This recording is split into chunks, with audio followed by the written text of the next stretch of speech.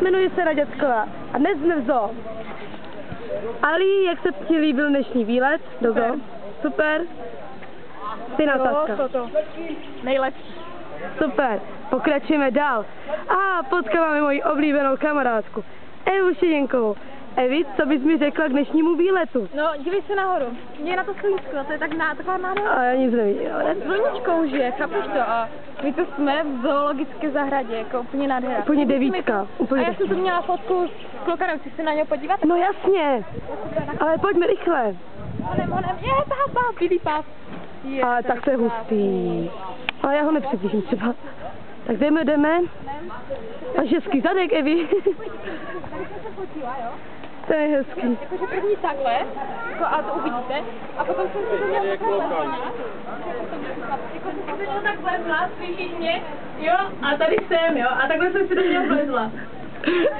tak to je ale super. Tak to je super. Teď budeme pokračovat za Anet, tak mě k ní doveď. Nech Anet pokračujeme. Ale rychle. Ahoj Anet, ahoj. Řekni mi, jak se ti líbil dnešní výlet? Báček jde. Super, tak pokračujeme dál. Dobrý den, paní učitelko, jak pak se vám líbil dnešní výlet? Je to videjko? Já na tebe převedem. Nevařeje. No, jak pak se vám líbil? Neblbni, ježíš. No, jak se vám, paní Čoko, líbil dnešní výlet? Velmi. Jo, super.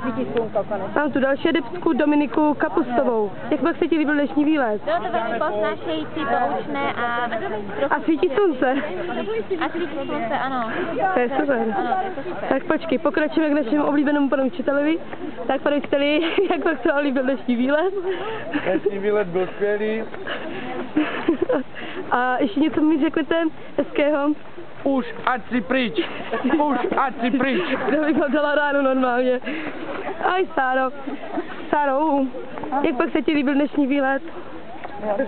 No, můžeš mi to ukázat. Moje kamarádka Simona. tady, naši milenci. Filipe, počkejte, vás oběhnu. Takže, jak se vám líbil dnešní výlet? Ježíš, ticho. No, Filipe, rozpívej se. Přišel jsem se na obce, to fajné, a musel jsem poslouchat nějaké chvíli k tomu. Nepodíval jsem se ani na půdu, ani na želu, ani na prase, na nic. Ale... A tobě, Mirko? No, mohlo to být lepší. A nemusel jsi mi to velice.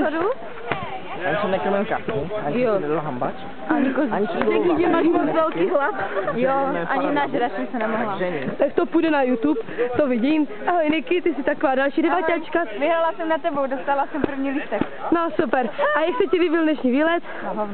No super, tak to byla odpověď, jak by do mě z boku. Tak další. Ahoj Kubo, deváťáku, jak se ti líbil dnešní výlet?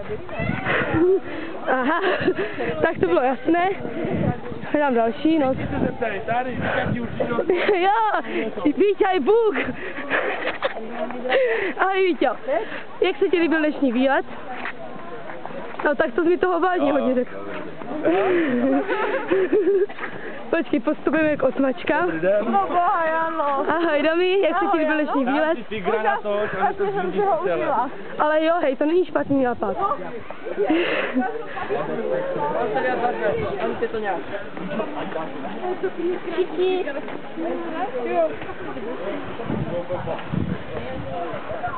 Dobrý den, paní učitelky, jak pak se vám líbil dnešní výlet? Hromně. Fakt? Ano. Tak to je super, já musím naše poslední devaťačky natočit.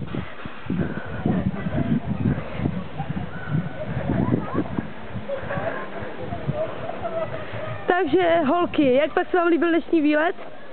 Vy jste poslední devaťačky, tak kdybyste mi to aspoň řekli, nemusíte se zakrývat.